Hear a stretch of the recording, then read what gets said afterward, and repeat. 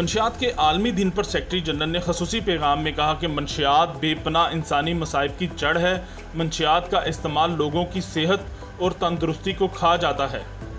منشیات کے زیادہ استعمال سے ہر سال سینکڑوں جانیں چلی جاتی ہیں۔